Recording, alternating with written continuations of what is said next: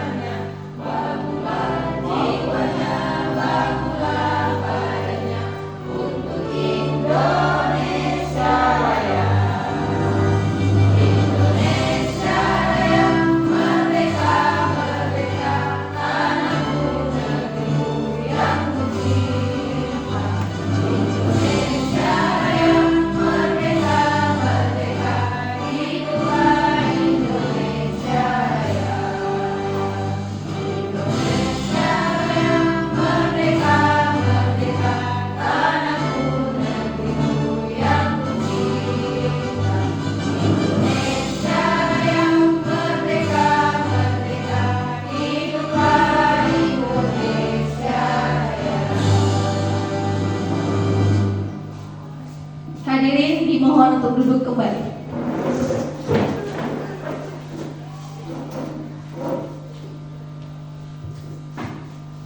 Acara berikutnya yaitu pembacaan doa. Dalam hal ini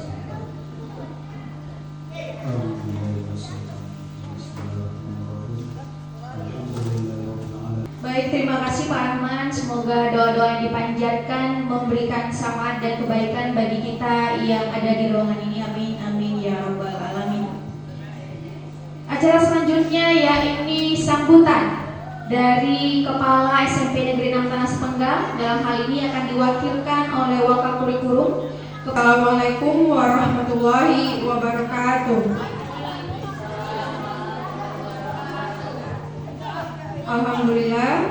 Alhamdulillahirabbil alamin.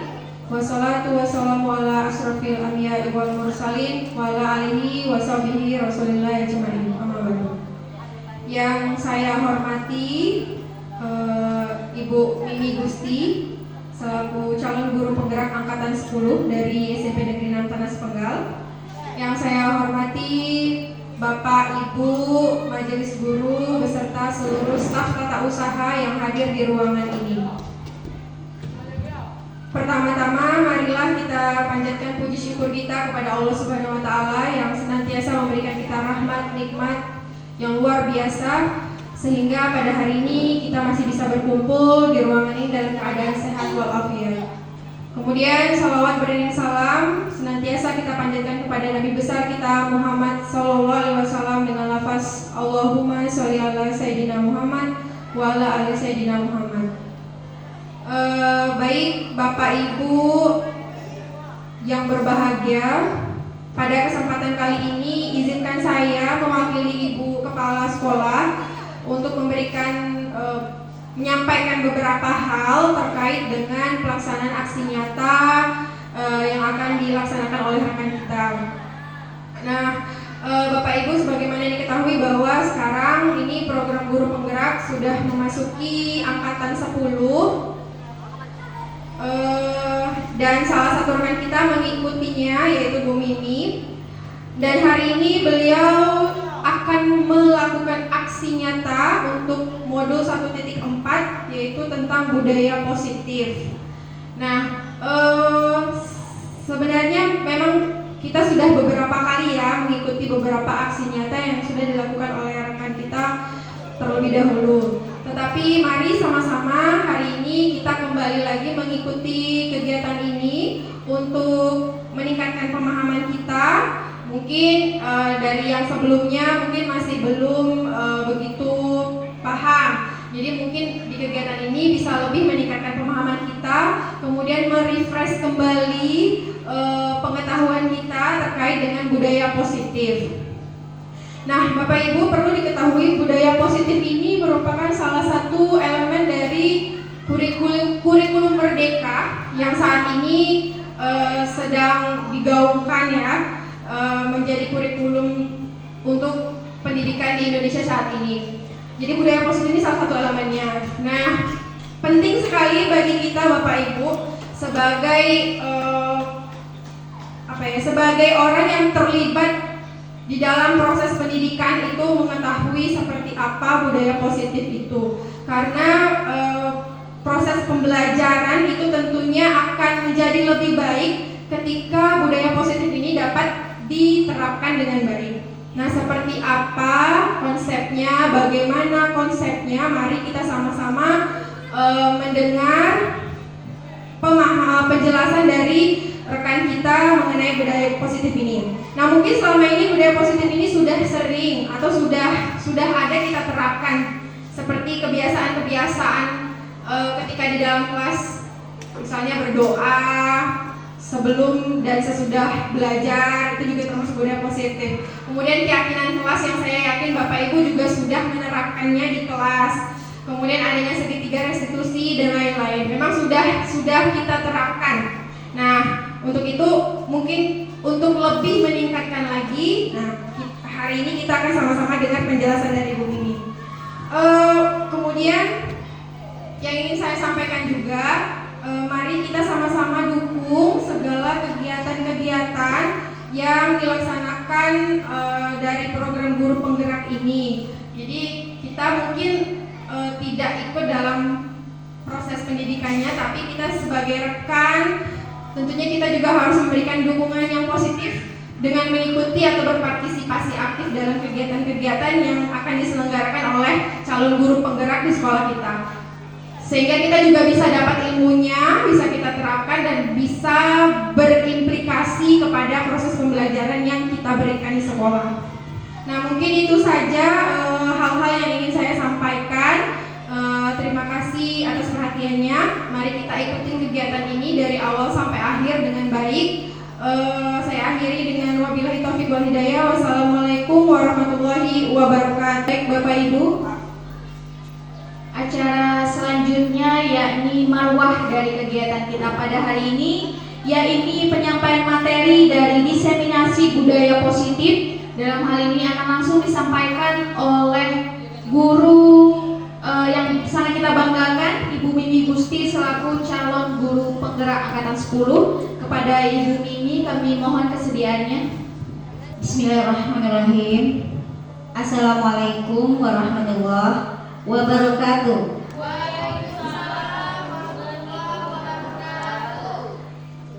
Alhamdulillahirabbil alamin.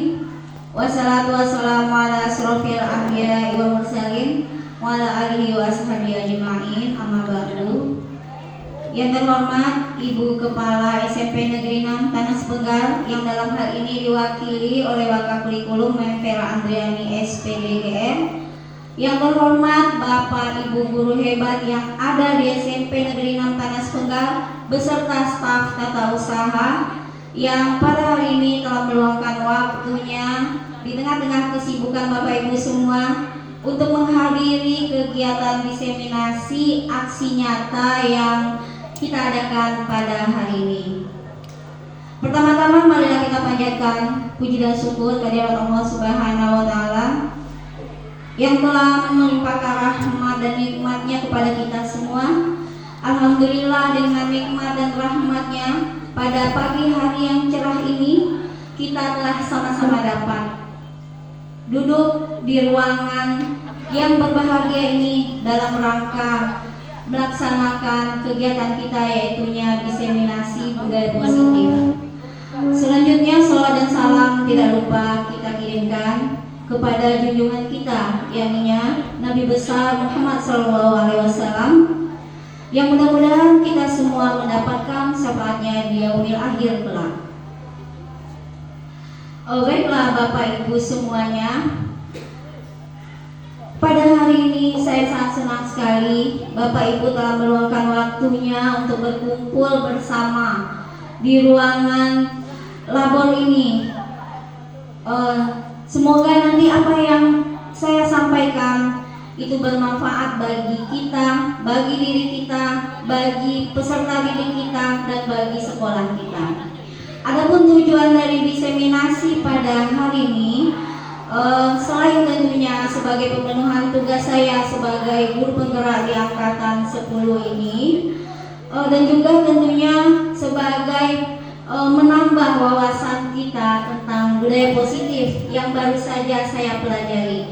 Memang seperti yang dikatakan oleh Memvera tadi, sebelum ini sudah ada 2 guru penggerak dari sekolah kita, yaitu Ibu Cecen pada angkatan 5 dan Memvera Andriani pada angkatan 9 kemarin. Saya yakin Bapak Ibu semua pasti sudah sedikit banyaknya sudah mengerti, memahami, dan mungkin juga sudah menerapkan di kelas kita masing-masing.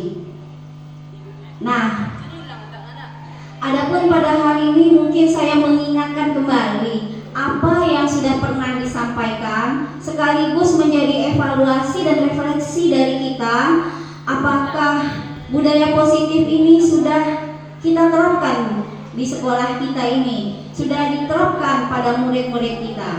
Nah, Bapak Ibu, sebelum mulai kegiatan kita pada hari ini,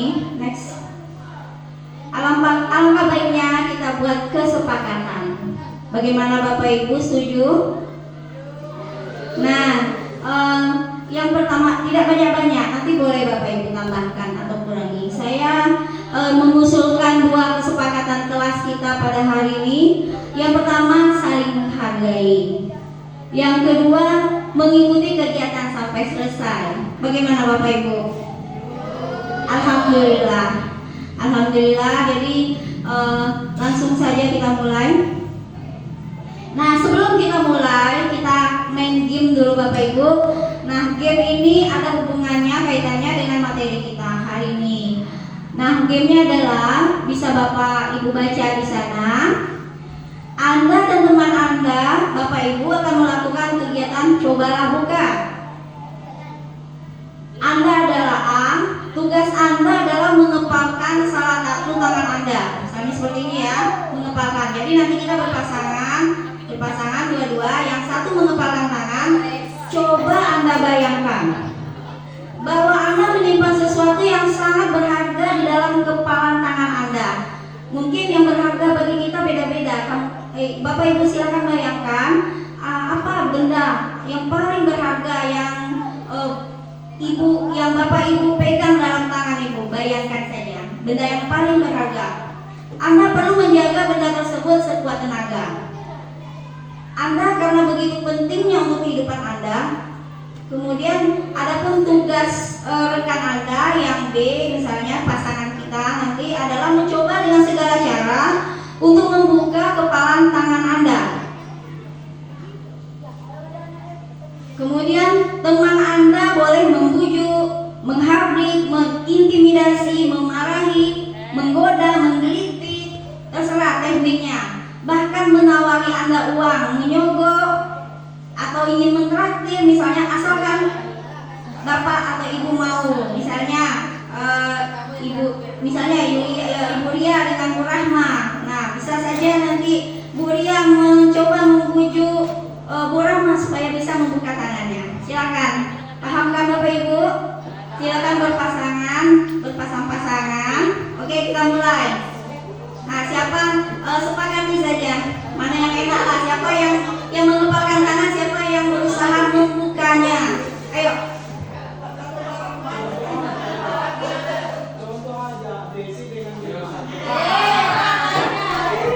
Semua Pak, semua. Ayo.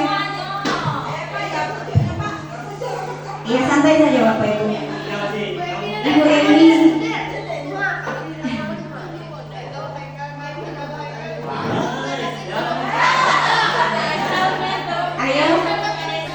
Silakan, siapa yang mengangkat tangan? Ayo, berunding saja berdua. Mungkin Bu Desi dengan Bu Emi bisa. Bu Desi dengan Bu Emi bisa kan?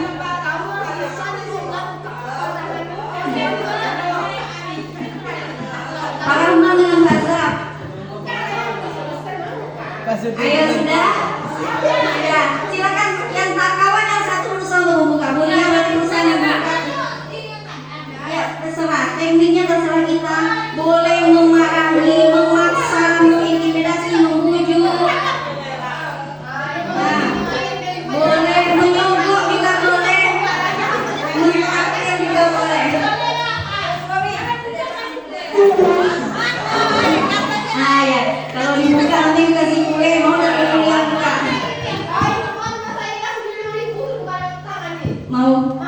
Mau, oke.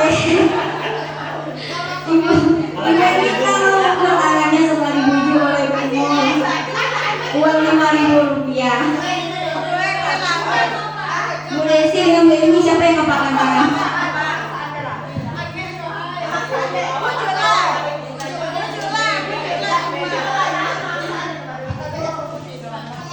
Sudah? Bagaimana Bapak Ibu? Mungkin bisa menanggapi Bu Ria dengan Bu Yulia, kayaknya seru. Assalamualaikum warahmatullahi wabarakatuh. Dari kegiatan ini saya mencoba untuk teman saya membuka kepala tangannya itu dengan membujuk, memberikan reward ya. Akhirnya mau dibuka ya Bu Yulia? Iya, memberikan reward Bu. Itu saja. Luar biasa, tepuk tangan untuk kita semua.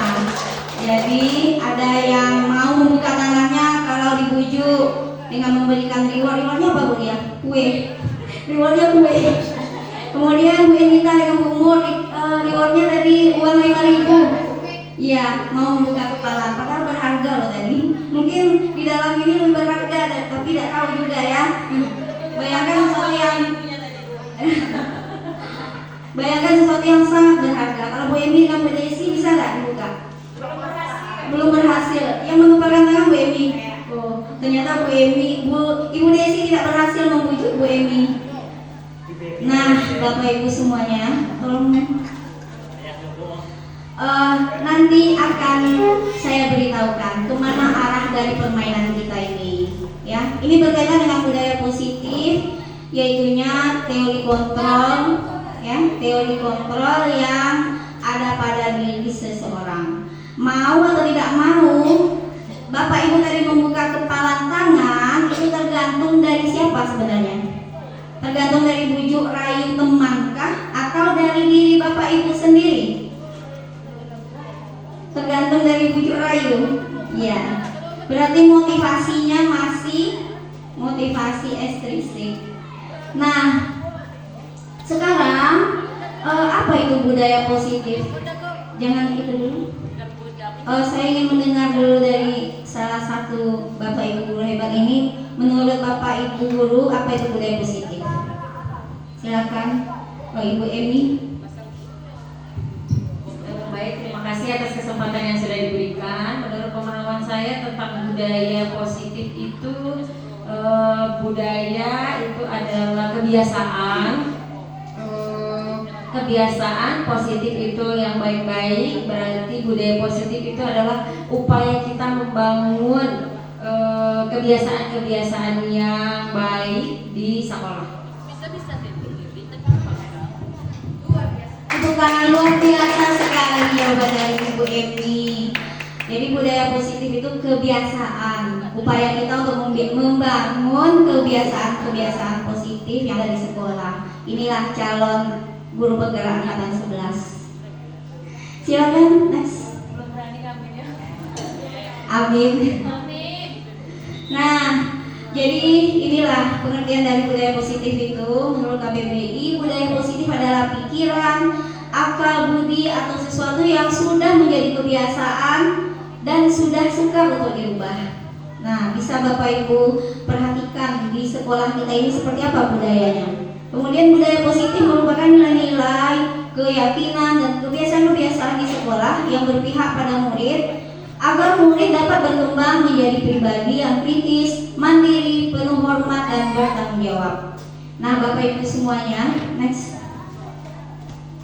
Nah, ini adalah konsep inti dari budaya positif. Benar sekali yang dibilang oleh Ibu Emi tadi. Jadi budaya itu adalah pembiasaan. Kalau pembiasaan itu bisakah kita lakukan, kita rubah dalam sekali waktu? Bisa Bapak Ibu? Tidak bisa. Jadi harus terus menerus. Kita harus sabar, terus menerus, konsisten melakukan pembiasaan-pembiasaan tadi, agar apa yang kita tuju, yang kita cita-citakan, yang kita impikan, seperti visi dari sekolah kita yang baru saja kemarin saya sampaikan. Siapa yang masih ingat apa sekolah impian kita atau visi sekolah kita? Ada yang masih ingat? Apa kemarin? Apa yang merah? Terwujudnya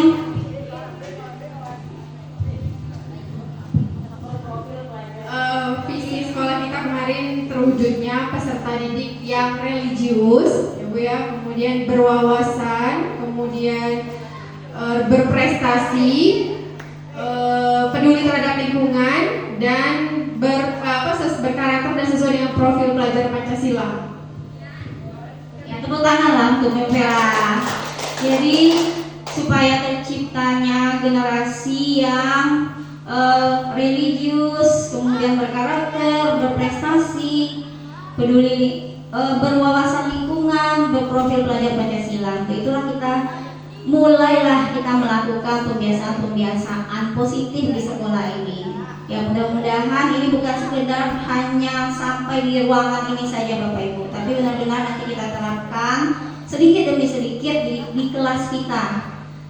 Adapun konsep-konsep inti dari budaya positif ini ada lumayan Bapak Ibu, ada 7. Ada perubahan paradigma belajar, kemudian disiplin positif, motivasi perilaku manusia, kebutuhan dasar manusia, keyakinan kelas, posisi kontrol guru, dan segitiga restitusi.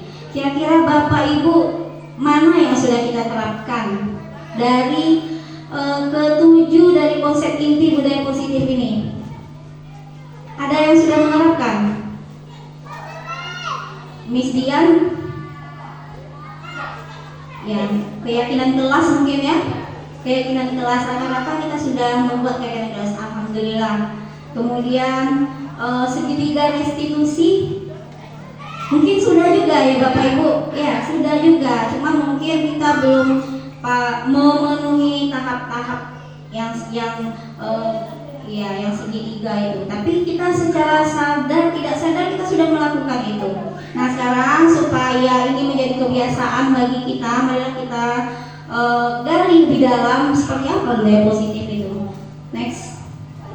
Yang pertama di budaya positif ini adalah adanya perubahan paradigma belajar. Nah,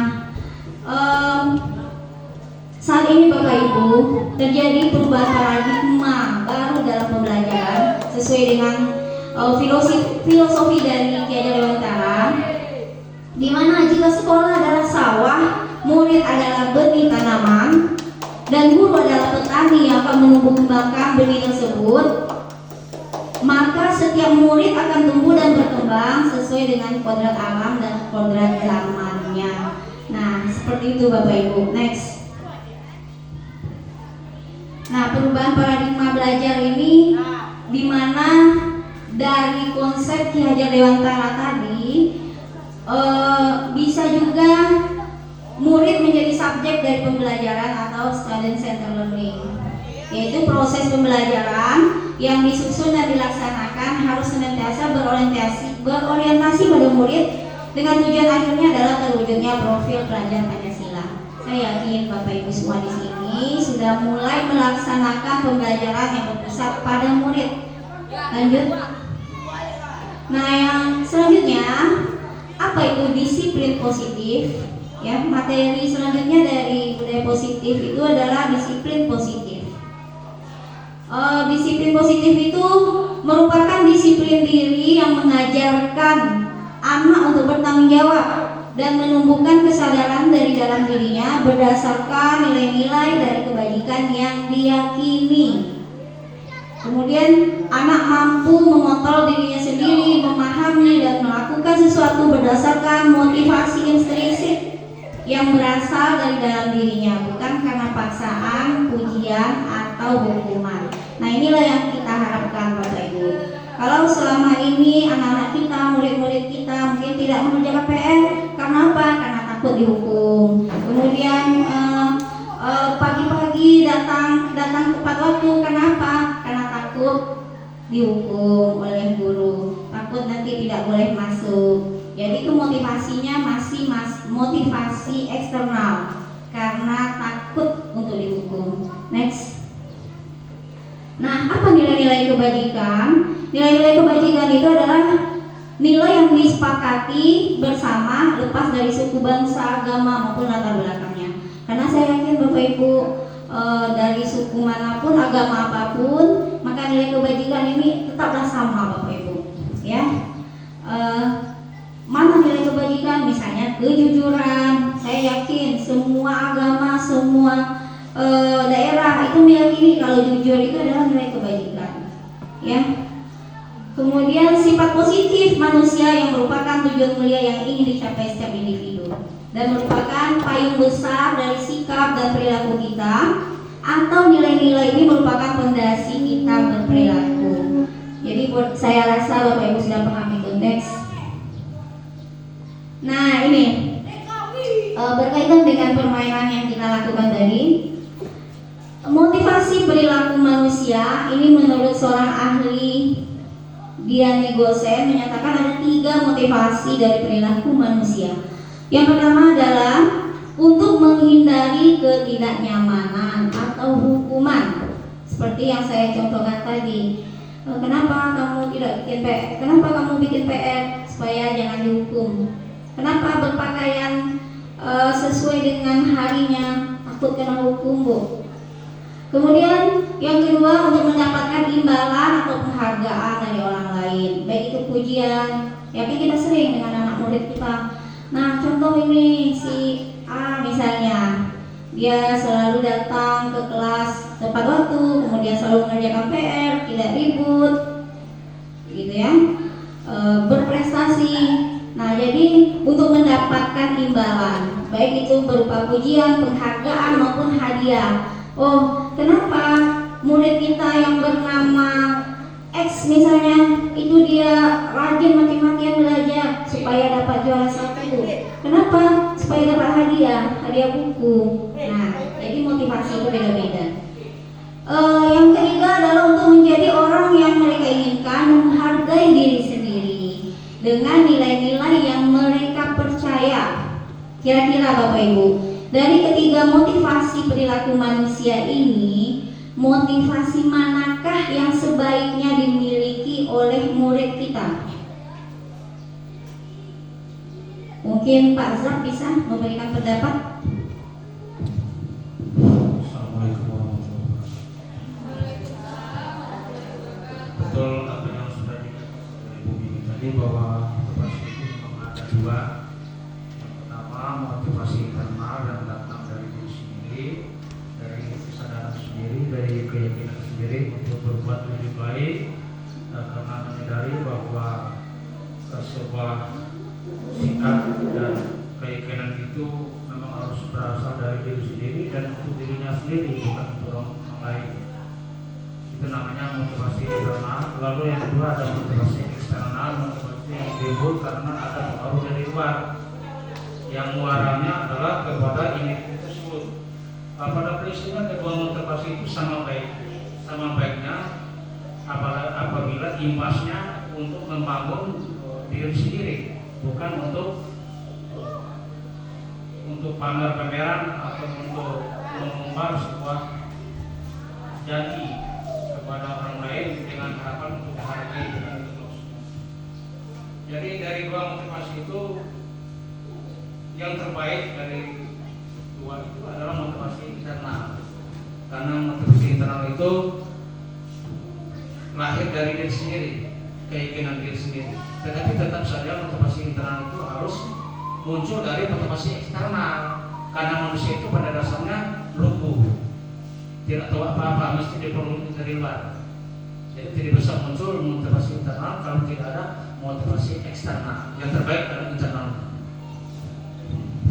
Luar biasa sekali. Tepuk tangan dulu untuk Pak Dr. Betul sekali Pak. Jadi yang terbaik itu adalah motivasi. Kita sepakat ya Bapak Ibu. Yang terbaik adalah motivasi internal. Meskipun tidak bisa kita pungkiri kalau selama ini kita sendiri bahkan berbuat itu karena motivasi eksternal. Contohnya seperti kepalan tangan tadi. Ada yang bisa mau membuka kepala tangannya karena dibujuk dengan uang 5.000, karena diiming-imingi pemberian kue, hadiah, atau mungkin karena takut gitu Bu. Karena takut nanti konsekuensinya apa. Nah, next.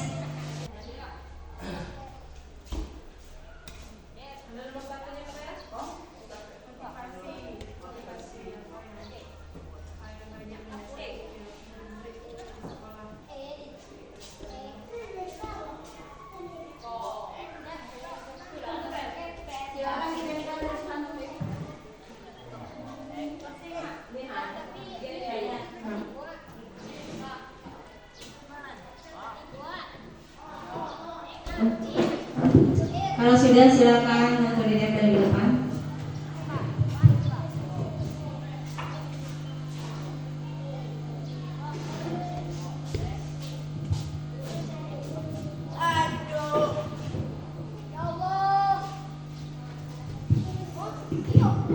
Kita bacakan. Tidak usah ditulis nama Bapak Ibu ya, terwakili lah ya. Nah, kita lanjutkan dengan hukuman, konsekuensi, dan restitusi. Ini dia tadi Bapak Ibu. Jadi ada yang anak itu takut dihukum, ada yang tadi motivasinya karena eksternal, karena ingin penghargaan. Nah, itu ada kaitannya dengan hukuman, konsekuensi, dan restitusi. Apa itu hukuman? Hukuman bersifat tidak terencana dan tiba-tiba. Anak atau murid tidak tahu apa yang akan terjadi dan tidak dilibatkan. Hukuman bersifat satu arah dari pihak guru yang memberikan, dan murid hanya menerima satu hukuman tanpa melalui suatu kesepakatan. Nah, contohnya misalnya anak murid kita nih ada yang tidak piket. Kita masuk kelas, ternyata kelasnya masih banyak sampah. Siapa yang piket hari ini? Ternyata tidak ada yang piket. Nah, langsunglah kita memberikan hukuman kepada murid tersebut. Apa hukumannya? Ambil sampah misalnya. Nah, itu jadi tidak terencana, sewaktu-waktu. Selanjutnya konsekuensi. Konsekuensi ini sudah terencana atau sudah disepakati, sudah dibahas, disetujui oleh murid dan guru. Umumnya bentuk konsekuensi dibuat oleh pihak guru atau sekolah, dan murid sudah mengetahui sebelumnya konsekuensi yang akan diterima bila ada pelanggaran. Apa konsekuensi? Apa contoh konsekuensi, Bapak Ibu? Apa contoh konsekuensi? Misal, apakah membersihkan WC itu konsekuensi? Itu hukuman. Konsekuensi itu misalnya, iya, denda buku kalau tidak hadir. Apakah itu konsekuensi, Bapak Ibu? Konsekuensi atau hukuman? Istilah bilang konsekuensi. Nanti kita akan lihat konsekuensi itu sudah terencana. Misalnya begini, ada si A merobek buku temannya, konsekuensinya dia harus mengganti. Itu.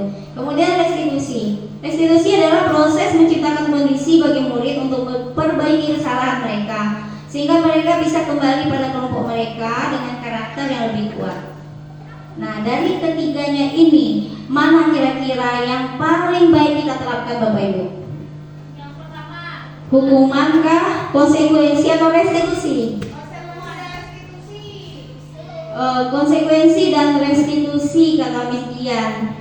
Lanjut, next. Nah, ini diskusi kasus. Kita diskusi saja. Coba Bapak Ibu baca kasusnya. Iva kurang menguasai pelajaran matematika, sehingga pada saat pelajaran tersebut berlangsung dia lebih banyak berdiam diri dan menggambar di buku pelajarannya. Nah, ini mungkin sering juga kita temui di kelas kita, Bapak Ibu. Pada saat guru matematikanya Pak Seno menanyakan pertanyaan, Iva menjadi gugup dan tak sengaja menjatuhkan tasnya dari kursi secara tiba-tiba menjadi gagap pada saat berupaya menjawab. Seluruh kelas pun tertawa melihat perilaku Iva yang bicara tergagap dan terkejut tersebut.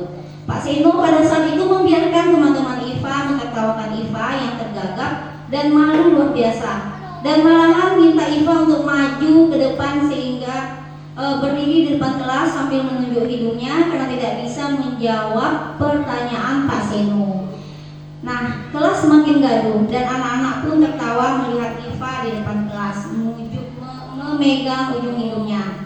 Silakan jawab pertanyaan ini. Apakah Anda setuju dengan tindakan Pak Seno terhadap Iva? Silakan, Ibu Dian.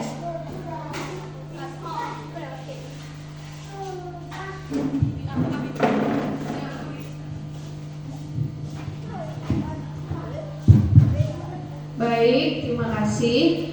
Saya akan mencoba memberikan pendapat terkait kasus yang ada di layar.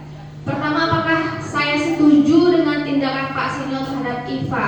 Jawaban saya adalah tidak setuju. Kenapa? Karena bagi saya ketika murid itu mendapatkan sebuah exposure atau tekanan, itu akan membentuk trauma tersendiri. Jadi mereka itu yang tadinya berdiam diri karena kita disuruh maju ke depan, ada rasa malu, dan itu nanti berakibat kepada pembelajaran berikutnya sehingga anak itu tidak mau lagi terlibat aktif pada pembelajaran, khususnya di pembelajaran matematika, karena dia merasa bahwa gurunya itu sudah melakukan sebuah hukuman terhadapnya. Jadi motivasi siswa itu malah semakin menghilang pada pembelajaran matematika. Kemudian menurut saya tindakan Pak Seno terhadap Iva adalah sebuah hukuman atau konsekuensi. Kalau menurut saya, karena ini adalah tindakan yang dilakukan secara langsung, jadi ini merupakan sebuah hukuman karena tidak ada kesepakatan sebelumnya. Ketika siswa tidak bisa menjawab, itu disuruh maju ke depan. Jadi ini merupakan sebuah hukuman yang diberikan Pak Seno kepada Iva.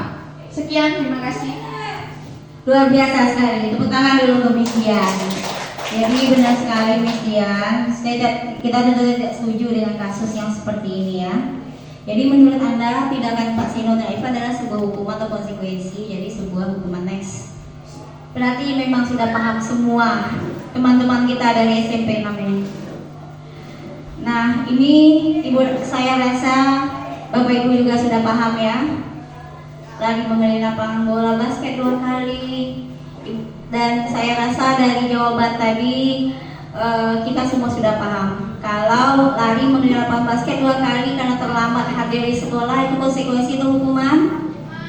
Hukuman. Next. Nah Bapak Ibu, selanjutnya materi di budaya positif ini adalah kebutuhan dasar manusia. Ada 5 kebutuhan dasar manusia yang menjadi motivasi dalam melakukan sesuatu. Yang pertama adalah kebutuhan untuk bertahan hidup. Yang kedua, kebutuhan akan kasih sayang dan rasa diterima. Yang ketiga, kebutuhan akan penguasaan. Kemudian yang keempat, kebutuhan akan kebebasan.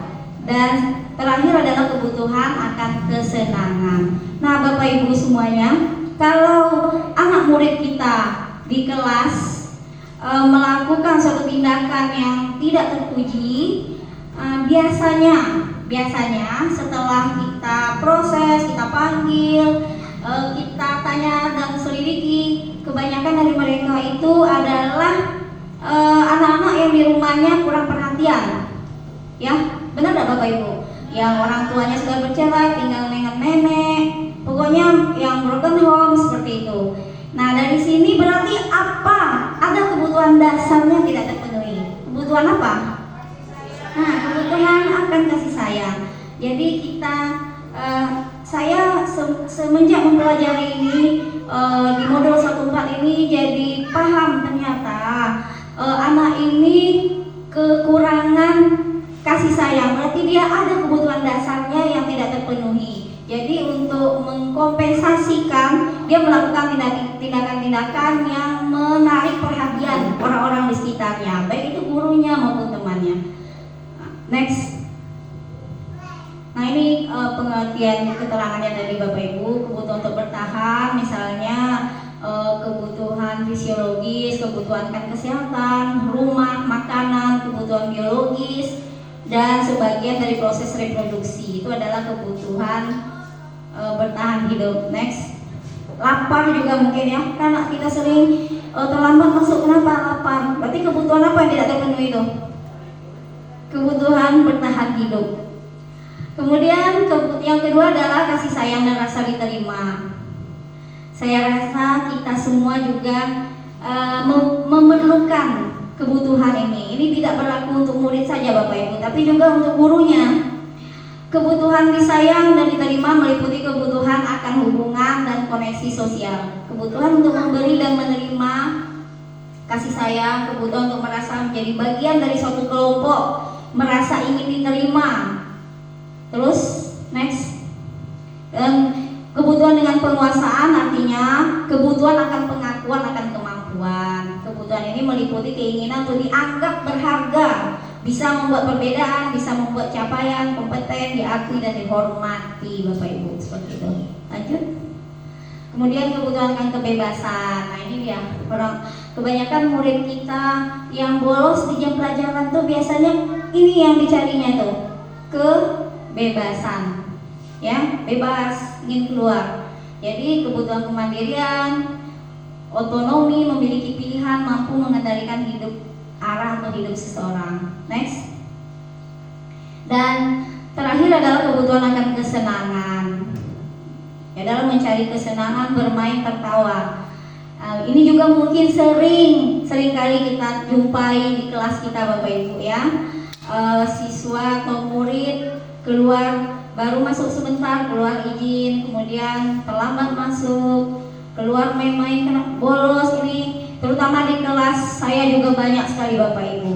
Mungkin anak ini, murid kita ini membutuhkan kesenangan. Mungkin bagi mereka belajar itu adalah sesuatu yang menyiksa, yang tidak menyenangkan sehingga mereka mencari kesenangan dengan bolos.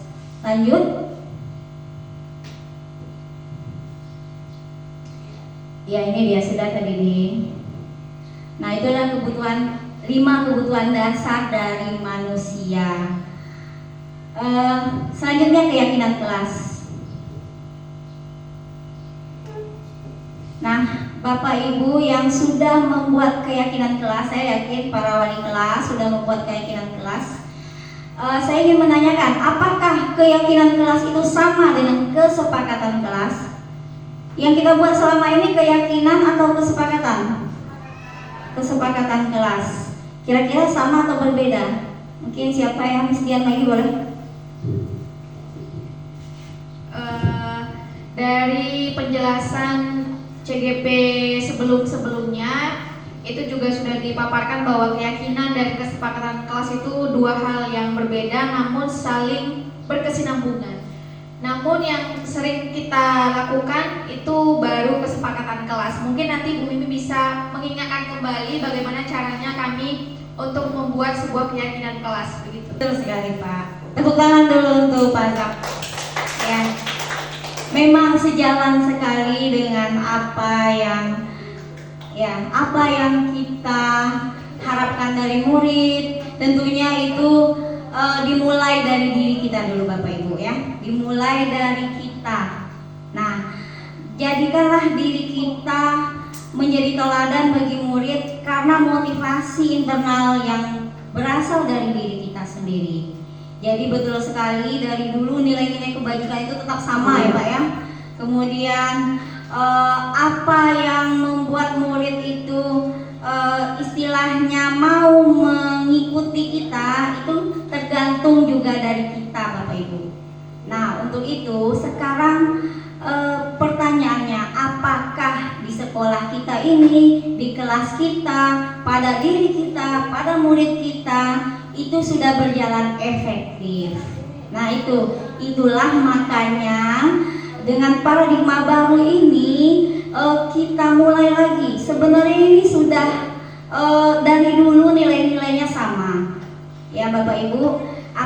Cuma sekarang kita mengevaluasi dan merefleksi saja apakah dengan penerapan budaya positif ini bisakah berjalan efektif apa yang kita inginkan, kita cita-citakan dan kita impikan. Next, mem.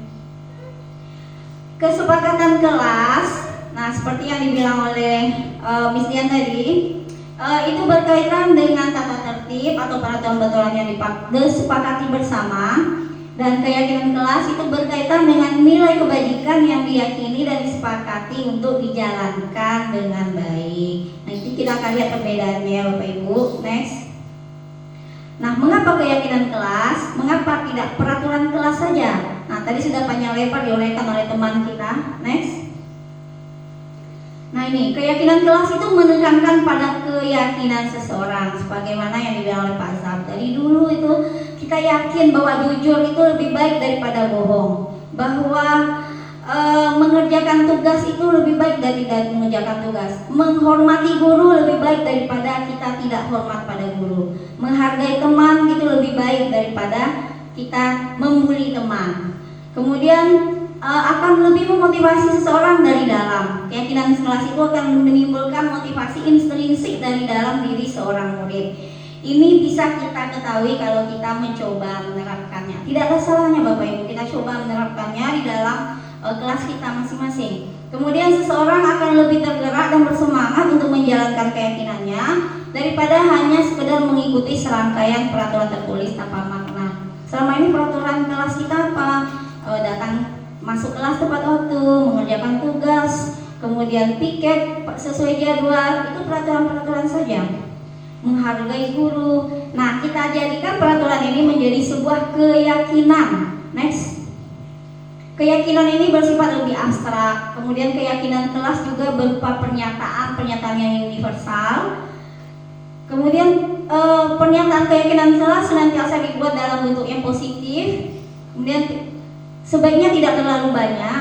Dan keyakinan kelas sebaiknya sesuatu yang dapat diterapkan di lingkungan tersebut. Jadi sesuai dengan kelas kita Bapak Ibu ya, disesuaikan saja. Kemudian semua warga kelas hendaknya ikut berkontribusi pembuatan keyakinan kelas lewat kegiatan curah pendapat. Jadi bukan kita sebagai guru yang akan menentukan ini keyakinan, tapi mereka sendiri. Lanjut. Nah, ini contoh-contoh dari daftar kesepakatan kelas. Next. Nah, ini dia prosedur pembentukan keyakinan kelas. Bisa nanti Bapak Ibu coba lakukan di kelas. Saya yakin Bapak Ibu sudah melakukan ini. Cuma sekarang kita tinggal merefleksi atau mengevaluasi. Sudah berjalankah keyakinan kelas yang kita buat atau kesepakatan kelas yang kita buat Bapak Ibu? Yang pertama, mempersilakan murid untuk menuangkan pendapatnya tentang peraturan yang perlu disepakati bersama. Kemudian mencatat semua pendapat murid di papan atau kertas. Kemudian mengganti kalimat negatif menjadi kalimat positif. Kemudian menyarikan intisari peraturan kelas yang sudah dibuat menjadi nilai. Misalnya begini, tidak membentak teman. Kemudian apa lagi ya? Menghargai teman. Nah, itu dijadikan satu, yaitu nilai saling menghargai. Terus menggali perilaku yang mencerminkan keyakinan kelas dan memperdalam tugas dari warga sekolah. Next. Nah, ini beberapa dokumentasi yang sempat saya dokumentasikan sewaktu membuat kesepakatan kelas di kelas 8A beberapa hari yang lalu Bapak Ibu. Yang mana yang pertama, murid menuangkan pendapatnya di kertas sticky note. Lalu murid menempelkan pendapat atau gagasannya di kertas karton besar. Selanjutnya mengubah kalimat negatif menjadi kalimat positif. Kalimat negatif ini contohnya misalnya tidak datang terlambat menjadi kalimat positif datang tepat waktu. Lanjut. Kemudian mengelompokkan peraturan menjadi keyakinan. Jadi peraturan-peraturan ada 26 anak, 26 juga mereka memberikan pendapat, macam-macam pendapatnya. Ada yang mirip-mirip, ada yang berbeda sama sekali. Misalnya ada yang bilang tidak boleh membawa HP. Jadi kita kelompokkan berdasarkan keyakinan. Mana yang kira-kira menghargai, kita kelompokkan ke dalam kelompok yang menghargai sesuai dengan keyakinan kelas yang bersifat abstrak tadi. Menghargai, menghormati, kemudian apa lagi? Disiplin, peduli. Nah, mana kira-kira dari peraturan tadi yang sama bunyinya kita kelompokkan menjadi keyakinan. Lanjut, menyusun sebuah keyakinan. Nah, dari semua ada pendapat-pendapat tadi maka terbentuklah beberapa keyakinan. Itu tidak banyak Bapak Ibu, sekitar 4 atau 5 keyakinan kelas saja. Next. Nah, ini adalah kegiatan pendalaman dari keyakinan kelas. Jadi bisa kita minta nanti murid untuk berkelompok untuk memberikan satu keyakinan. Misalnya kelompok 1 tentang disiplin. Apa saja kira-kira kegiatan yang disiplin itu yang tampak seperti atau tidak tampak seperti? Atau gini, boleh dilakukan, ini tidak boleh dilakukan. Kemudian mereka menuliskan di mereka mendiskusikannya di kelompok, kemudian mempresentasikannya di kelas. Nah, kalau disetujui oleh semua warga kelas, ini nanti bisa kita tempelkan di kelas kita Bapak Ibu ya. Kemudian kegiatan kelanjutannya mungkin ada tugas guru dan tugas murid. Tugas guru misalnya mengajar, tugas murid belajar. Nah, seperti itu Bapak Ibu. Nah, ini boleh nanti kita kalau saya kemarin itu dikelompokkan menjadi kelompok-kelompok kecil, kemudian dipresentasikan. Lanjut video itu.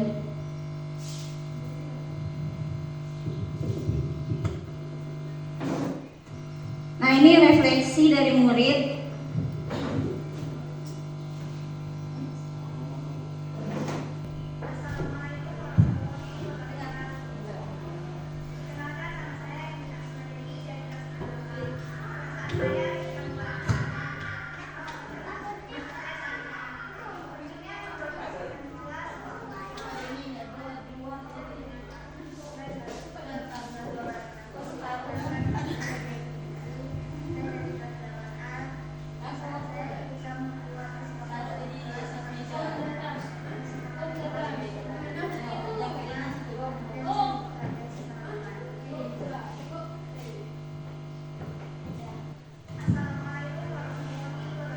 Sudah. Itu adalah respon dari beberapa orang murid sewaktu membuat kesepakatan kelas kemarin di kelas 8A. Mereka kelihatan sangat antusias sekali, kemudian juga merasa bersemangat untuk membuat kesepakatan kelas yang kemudian diyakini sebagai sebuah keyakinan kelas. Next. Nah, adapun refleksi saya sebagai guru dan juga bisa nanti Bapak Ibu refleksikan, perasaan saya waktu itu sangat senang dan bersemangat melihat murid-murid saya begitu antusias dalam membuat keyakinan kelas. Meskipun dalam proses pembentukannya saya merasa belum maksimal karena ada sebagian murid yang belum bisa menuangkan ide dan gagasannya. Sementara beberapa anak nampaknya kurang serius dan menjadikan sarana untuk main-main. Biasalah Bapak Ibu ya, apalagi murid-murid kita yang laki-laki itu biasanya mereka menjadikan ajang seperti itu untuk main-main. Nah, jadi itu mungkin refleksi dari saya. Next. Adapun rencana perbaikan untuk implementasinya ke depan bisa lebih maksimal lagi dalam menggali ide dari murid sehingga terbentuk suatu keyakinan yang disepakati bersama. Karena masih banyak murid ini yang belum mengeluarkan idenya secara maksimal. Kemudian menciptakan suasana kelas yang lebih kondusif, aman, nyaman bagi seluruh warga kelas. Next. Nah, selanjutnya adalah 5 posisi kontrol. Nah, ini mungkin yang sudah sering juga kita dengar ya, cukup membekas di hati kita Bapak Ibu. Saya hari ini tidak akan memutarkan video karena sudah 2 kali diputar di ruangan ini juga kemarin. Saya rasa Bapak Ibu sudah paham sekali. Ada 5 posisi kontrol dari restitusi. Apa saja? Ada posisi penghukum, pembuat rasa bersalah, kemudian posisi sebagai teman, pemantau, dan yang kelima manajer. Nah, kira-kira next. Ini. Nah, ini keterangannya Bapak Ibu. Posisi sebagai penghukum biasanya menggunakan hukum fisik maupun verbal. Orang-orang yang menjalankan posisi penghukum senantiasa mengatakan bahwa sekolah memerlukan sistem atau alat yang dapat lebih menekan murid-muridnya menjadi lebih dalam lagi. Kemudian apabila kita sebagai guru di posisi sebagai pembuat rasa bersalah, biasanya guru akan bersuara lebih lembut. Pembuat rasa bersalah akan menggunakan keheningan yang membuat orang lain merasa tidak nyaman, bersalah atau rendah diri. Saya rasa Bapak Ibu sudah paham juga yang membuat rasa bersalah ini. Misalnya ada anak murid kita yang terlambat datang. Kenapa? Happy, kenapa kamu terlambat datang? Saya itu Bu, ya jangan seperti itu. Kamu tidak kasihan kamu dengan ibu. Nanti ibu kena marah sama kepala sekolah loh. Nah, itu namanya pembuat rasa bersalah. Ini. Nah, ini keterangannya Bapak Ibu. Posisi sebagai penghukum biasanya menggunakan hukum fisik maupun verbal. Orang-orang yang menjalankan posisi penghukum senantiasa mengatakan bahwa sekolah memerlukan sistem atau alat yang dapat lebih menekan murid-muridnya menjadi lebih dalam lagi. Kemudian apabila kita sebagai guru di posisi sebagai pembuat rasa bersalah, biasanya guru akan bersuara lebih lembut. Pembuat rasa bersalah akan menggunakan keheningan yang membuat orang lain merasa tidak nyaman, bersalah atau rendah diri. Saya rasa Bapak Ibu sudah paham juga yang membuat rasa bersalah ini. Misalnya ada anak murid kita yang terlambat datang. Kenapa? Happy, kenapa kamu terlambat datang? Saya itu Bu, ya jangan seperti itu. Kamu tidak kasihan kamu dengan ibu. Nanti ibu kena marah sama kepala sekolah loh. Nah, itu namanya pembuat rasa bersalah. Kalau penghukum saya rasa sudah tahu semua ya Bapak Ibu ya. Biasanya nada suaranya lebih tinggi, kemudian mungkin dalam suasana yang menakutkan bagi murid. Lanjut. Kemudian posisi sebagai teman. Guru pada posisi ini tidak akan menyakiti murid, namun akan tetap berupaya mengontrol murid melalui persuasi. Posisi teman pada guru bisa negatif ataupun positif. Positif di sini berupa hubungan baik yang terjalin antara guru dan murid. Negatifnya, murid akan tergantung terus pada guru tersebut. Misalnya Ayolah Heri, demi Bapak ya, atau demi Ibu, kamu jangan seperti itu lagi ya, demi Ibu. Kemudian pemantau. Pemantau itu artinya mengawasi. Pada saat kita mengawasi, kita bertanggung jawab atas perilaku orang yang kita awasi. Posisi pemantau berdasarkan pada peraturan-peraturan jelas dan konsekuensi yang sudah kita buat tadi. Dan selanjutnya yang kelima, ini adalah posisi manajer. Manajer itu adalah posisi di mana guru berbuat sesuatu bersama dengan murid, mempersilahkan murid, mempertanggungjawabkan perilakunya, mendukung murid agar dapat menemukan solusi dari permasalahannya. Nah, mungkin kita bisa merefleksi diri kita sendiri Bapak Ibu, selama ini kita sudah berada di posisi mana? Apakah di posisi penghukum atau pembuat rasa bersalah, teman, pemantau atau manajer? Ya, saya sendiri terus terang selama ini banyak berada di posisi penghukum atau pembuat rasa bersalah. Nah, setelah mempelajari modul ini dan setelah mendapatkan diseminasi, saya akan berusaha untuk berada di posisi manajer. Nah, sekarang ayo kita diskusikan. Yang pertama, saya merasa kecewa. Misalnya seorang guru mengatakan kepada muridnya, saya merasa kecewa sekali dengan kamu. Kira-kira di posisi mana Bapak Ibu? Pembuat rasa bersalah. Jadi sang murid akan merasa bersalah sekali, bersalah seumur hidup mungkin ya. Kemudian yang kedua, kamu selalu saja salah. Kira-kira posisi mana tuh Bapak Ibu? Sebagai posisi penghukum. Biasanya kita kan sering seperti itu. Kamu terus yang terlambat, kamu terus yang tidak ikut upacara, kamu terus yang tidak ikut kerohanian. Ya, bilang seperti itu ke anak murid. Jadi itu sebagai posisi penghukum Bapak Ibu. Terus ayo bantulah demi Bapak ya. Kira-kira posisi kita sebagai apa itu? Ya, sebagai teman. Luar biasa sekali, tepuk tangan untuk kita semua yang ada di sini. Mantap sekali. Berarti berhasil CGP yang sebelumnya. Lanjut. Jika kamu meyakininya, apakah kamu bersedia memperbaikinya? Kira-kira posisi apa itu? Manajer. Luar biasa. Tepuk tangan untuk kita semua. Kamu tahu konsekuensinya jika kamu melakukan hal ini? Kira-kira di posisi apa? Pemantau. Benar Men Vera? 100 untuk kita semua. Nah, bagaimana dengan Bapak Ibu? Posisi kontrol mana yang sering Bapak Ibu terapkan dalam penyelesaian permasalahan murid?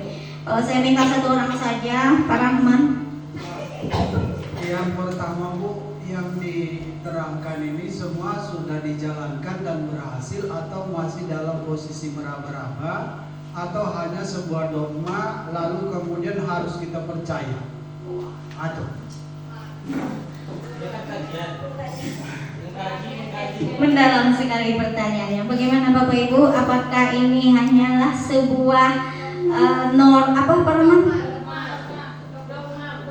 dogma yang hanya kita pelajari atau sudah dipraktekkan? Jadi jawabannya kita serahkan kepada diri kita masing-masing Bapak Ibu. Silakan kita terapkan ke murid kita. Bagaimana kalau kita sebagai posisi penghukum? Apakah ada sifat jera, ada efek jera dari murid kita selama ini? Contohnya Bapak Ibu ya, saya di kelas 8B itu pada semester yang lalu saya membuat kesepakatan dengan murid saya untuk mengkonsekuensi apabila tidak hadir tanpa keterangan atau apa, itu bayar denda 2 buku. Itu dari mereka datangnya, bukan dari saya sebagai guru. Kalau bolos itu denda 3 buku. Semester yang lalu banyak sekali buku yang terkumpul. Dan semester sekarang alhamdulillah lebih banyak lagi Bapak Ibu. Berarti ini bahan evaluasi bagi saya. Banyak sekali bisa dilihat mungkin beberapa orang guru saya kemarin juga menyaksikan sendiri. Lebih banyak. Jadi ingin menangis entah ingin tertawa. Ternyata konsekuensi yang kita buat itu tidak membuat perubahan. Nah, ini merupakan evaluasi dan refleksi campur juga bagi diri saya pribadi, dan mudah-mudahan bagi kita semua untuk merubah posisi kontrol kita. Kita coba untuk berada di posisi manajer, berusaha Saya sendiri pun sedang berusaha untuk berada di posisi itu, Bapak Ibu. Terima kasih pada Pak Zab dan Pak Rahman tadi, luar biasa sekali pada posisi kontrol mana yang sering Bapak Ibu terapkan. Jadi kalau Pak Rahman tadi menanyakan dari semua posisi kontrol itu mana yang paling baik hasilnya, menurut Bapak Ibu yang mana? Nah, menurut teori itu adalah posisi manajer. Untuk mengetahui hasilnya tidak bisa langsung instan, Pak. Tidak bisa langsung instan ya Bapak Ibu. Jadi butuh proses. Jadi kita mulailah dari hal-hal yang kecil. Terakhir materi kita adalah segitiga restitusi. Saya rasa Bapak Ibu sudah mengetahui ini dan mungkin sudah menerapkannya pada murid-murid kita. Apa itu segitiga restitusi? Next. Nah, restitusi itu adalah proses menciptakan kondisi bagi murid untuk memperbaiki kesalahan mereka sehingga mereka bisa kembali pada kelompok mereka dengan karakter yang lebih kuat. Ini menurut ahli Bapak Ibu. Next. Nah, jadi kalau tadi ada hukuman, penghargaan, konsekuensi, dan ada restitusi. Jadi efeknya Bapak Ibu ke murid kita nanti akan terasa bedanya. Seperti kalau kita lebih sering menghukum yang tidak ikut, yang terlambat dipisahkan barisannya, kemudian upacara misalnya terlambat, atau yang kegiatan kerohanian Jumat pisahkan barisannya, kemudian disuruh apa biasanya Miss Dian? Ambil sampah gitu. Bagaimana hasilnya? Besoknya ternyata lebih banyak lagi Bapak Ibu. Jadi tidak ada salahnya kita coba bagaimana dengan posisi manajer. Nah, seperti apa posisi manajer yang menerapkan segitiga restitusi? Segitiga restitusi itu sendiri ada 3 tahapan, yaitu menstabilkan identitas, kemudian validasi tindakan yang salah, dan yang ketiga adalah menanyakan keyakinan. Next. Nah, pada menstabilkan identitas ini, bagian ini bertujuan untuk mengubah identitas anak dari anak yang gagal karena melakukan kesalahan menjadi orang yang sukses. Berbuat salah itu tidak apa-apa, tidak ada manusia yang sempurna. Saya juga pernah melakukan kesalahan seperti itu. Kita bisa menyelesaikan ini Bapak Ibu, tidak tertarik mencari siapa yang salah, tapi Bapak Ibu ingin mencari solusi dari permasalahan. Kamu berhak merasa begitu. Nah, ini kalimat-kalimat kunci dari menstabilkan identitas. Nanti bisa kita coba juga Bapak Ibu dengan murid kita di kelas, ya, terutama yang bermasalah mungkin. Nah, bisa kita coba dengan menstabilkan identitas dulu. Validasi tindakan yang salah, setiap tindakan yang dilakukan dengan suatu tujuan, yaitu memenuhi kebutuhan dasar. Seperti yang sudah kita jelaskan, yang sudah saya jelaskan tadi. Berarti ada kebutuhan dasar dari si anak ini yang tidak terpenuhi. Misalnya, nah ini kata-kata kuncinya, padahal kamu bisa melakukan yang lebih buruk dari ini ya. Atau kamu pasti punya alasan mengapa melakukan itu.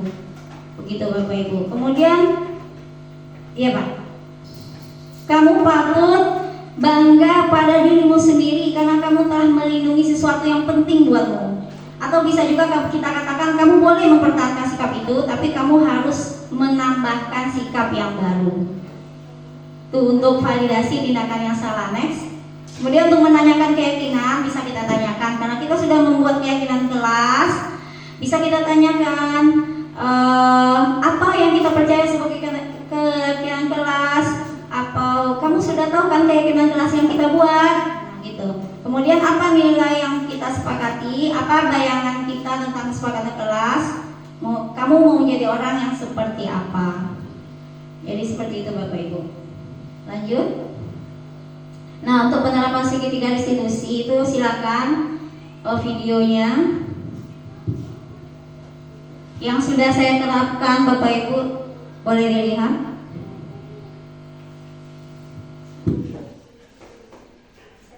Assalamualaikum, Ibu mengenai saya.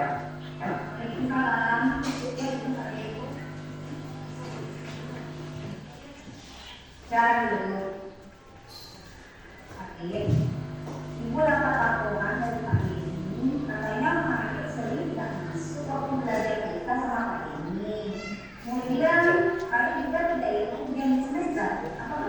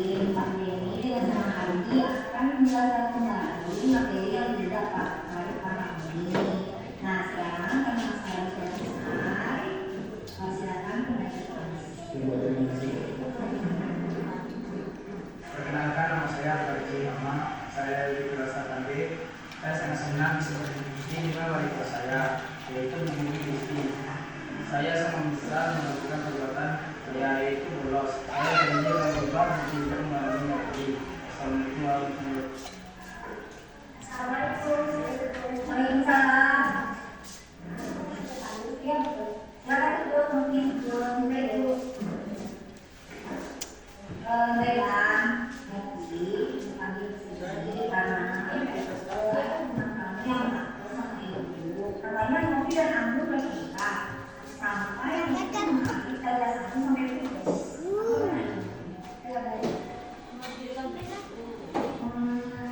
Sepertinya mungkin sangat keras sekali. Ya jelas lah saya malu. Saya kan cuma menjalankan tugas saya sebagai sekretaris untuk mencatat siapa saja yang tidak tiket. Tapi aku malah tidak terima, Bu. Dia malah mengatai saya dan menjelek-jelekan nama ibu saya.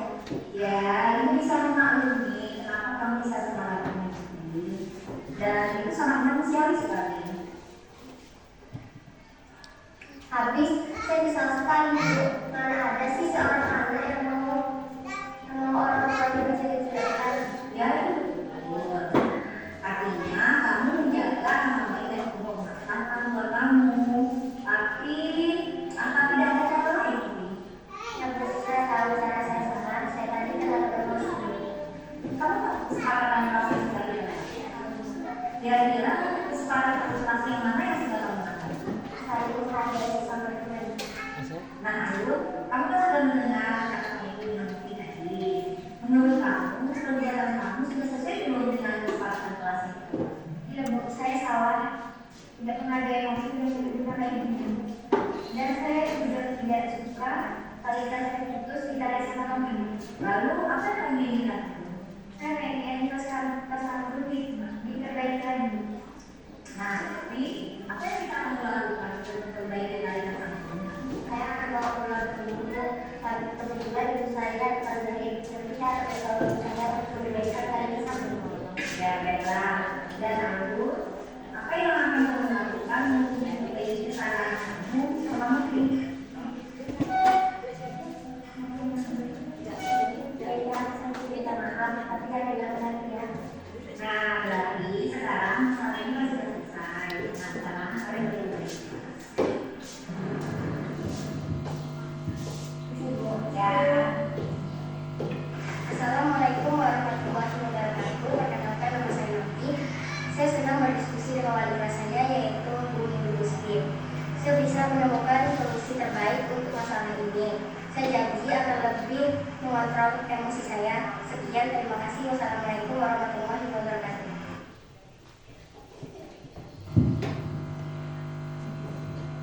Itu adalah contoh dari penerapan segitiga restitusi yang melalui 3 tahapan tadi Bapak Ibu. Mudah-mudahan nanti saya pribadi dan juga Bapak Ibu semua dapat menerapkan di kelas kita masing-masing pada murid kita. Adapun refleksi saya pribadi, refleksi saya terutama dan juga mungkin Bapak Ibu dalam menerapkan konsep inti budaya positif ini, saya mendapatkan pengalaman dan pembelajaran yang sangat berharga. Saya dapat mempraktekkan langsung bagaimana membentuk keyakinan kelas bersama murid saya dengan mengikuti tahapannya. Kemudian menerapkan segitiga restitusi dalam menyelesaikan permasalahan murid dan berkolaborasi baik itu dengan murid, kepala sekolah, dan rekan sejawat. Kemudian juga menyadarkan saya akan kekeliruan yang selama ini saya lakukan sebagai seorang guru, di mana hukuman dan penghargaan sebaiknya dihindarkan. Yang terpenting adalah bagaimana caranya menumbuhkan motivasi intrinsik dari murid.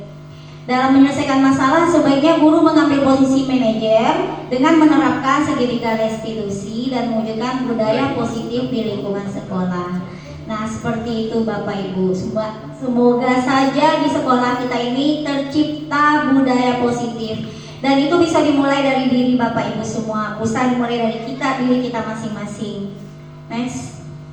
Nah, adapun rencana perbaikan untuk implementasi ke depan dari refleksi yang telah saya lakukan tadi adalah dengan mengevaluasi keyakinan kelas yang telah dibuat bersama secara berkala. Sudah terlaksana atau belum? Selanjutnya menempatkan diri pada posisi kontrol manajer secara konsisten dan berkelanjutan. Selanjutnya menerapkan segitiga restitusi pada masalah yang muncul dan berkolaborasi dengan semua pihak terkait demi terciptanya budaya positif. Terima kasih Bapak Ibu atas waktu, kemudian sudah meluangkan waktu di antara kesibukan Bapak Ibu. Semoga apa-apa yang disampaikan ini bermanfaat bagi kita semuanya. Saya tutup dengan wabillahi taufiq wal hidayah. Wassalamualaikum warahmatullahi wabarakatuh. Sekali lagi tepuk tangan yang meriah untuk Ibu Mimi Gusti. Baik, luar biasa materinya, sungguh sangat bermanfaat. Budaya-budaya positif yang sudah dijelaskan, baik segitiga restitusi, kemudian 5 posisi kontrol. Mudah-mudahan kita bisa mengaplikasikannya dengan baik. Semoga apa yang kita dapat hari ini juga bisa memberikan manfaat ke depan untuk diri kita sendiri, teman-teman sejawat dan sekolah tentunya. Baik Bapak Ibu, terima kasih banyak sudah berpartisipasi. Saya langsung saja akhiri kegiatan kita hari ini. Terima kasih banyak. Wassalamualaikum warahmatullahi wabarakatuh.